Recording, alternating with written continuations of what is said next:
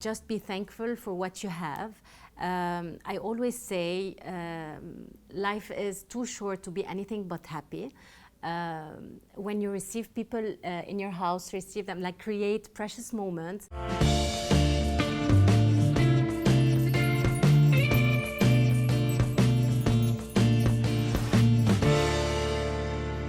Welcome to this week's edition of Indigo Living on the Couch series in partnership with Lit Up Perfumes.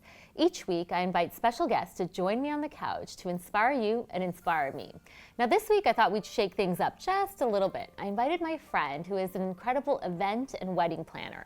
Now she's going to take you through what it's like to host a huge event, to write down to simplifying something like hosting a dinner party at your home without her, but using her techniques.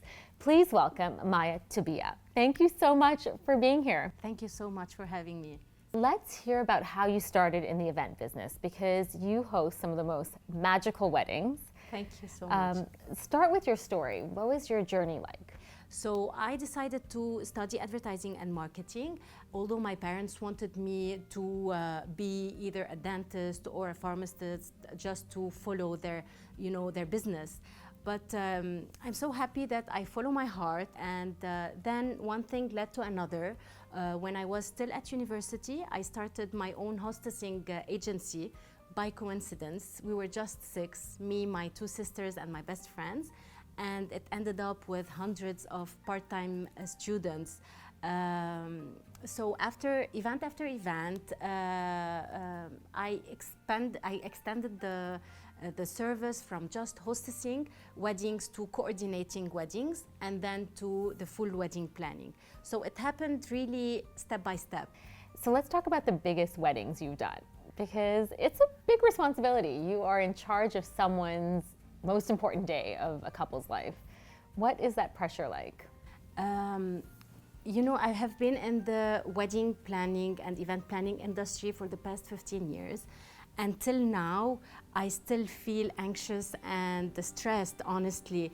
And I think it's normal in the wedding planning, because it's if you have a professional conscious, you have a lot of a tremendous responsibility on your shoulders, especially nowadays that the weddings are getting bigger and bigger.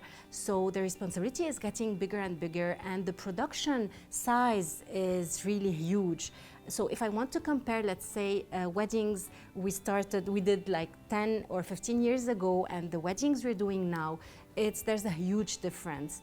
And of course, you have to be organized, you have to write down everything, follow a timeline, set the deadlines, and take good decisions, because you have so many options.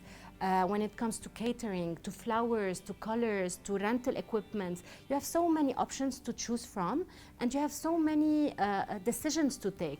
So being decisive is very important. So from big, beautiful weddings, let's talk about something just a little bit smaller, something like a dinner party, because I feel like in this region, it is really inherently in our culture to entertain at home. So whether it's lunches, dinners, even big brunches, or so many kind of ladies' events, how do you personalize your space? I really enjoy the small gatherings more than the biggest wedding, because you have enough time to focus on small details when it comes to table styling. And it's really very easy. It doesn't have to be complicated. And as you said, it doesn't have to be expensive. You just have to spread some accessories in the centerpiece, not necessarily a big floral centerpiece. And you have to focus on small details and elements like ornaments, accessories, napkin rings, glassware, napkins. Well, I think it can be overwhelming. So this is why I brought you on the show, because I want to learn from you. We're going to do a little DIY with Maya. She's going to show us how to do 3 simple designs. So 3 options you can do at home that are super easy to do it when you don't have Maya on speed dial. So make sure you get your cameras out. Make sure you screenshot these. You'll definitely get inspired to create these looks at home. So what are you going to show us today? Thank you, Rosamond.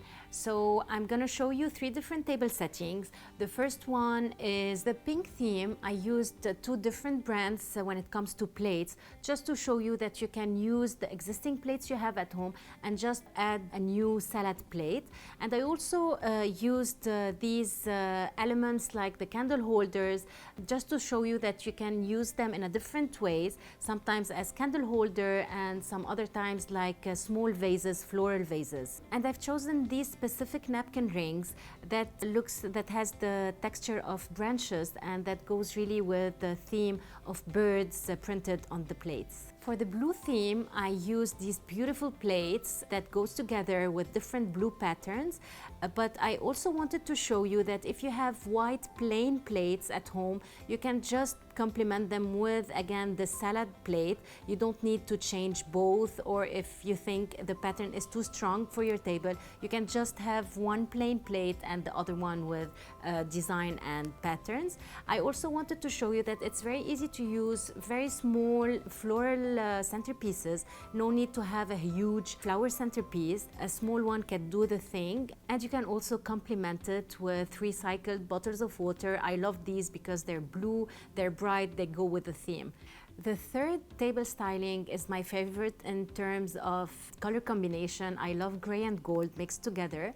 And here you can see the importance of using these small accessories or ornaments that you can see in stores, but you don't really know where to use. You can simply spread them on top of your table as a centerpiece. And you can be very creative using different napkin folding techniques, like the one I've used here, a simple rose that added an amazing touch to the table. There are so many accessories that you can find in your house that are multifunctional, like this gold leaf I have used here. We can add on top of it some dried fruits or a small piece of chocolate. Luta Perfumes is such an incredible supporter of our show, and they are all about supporting women in business.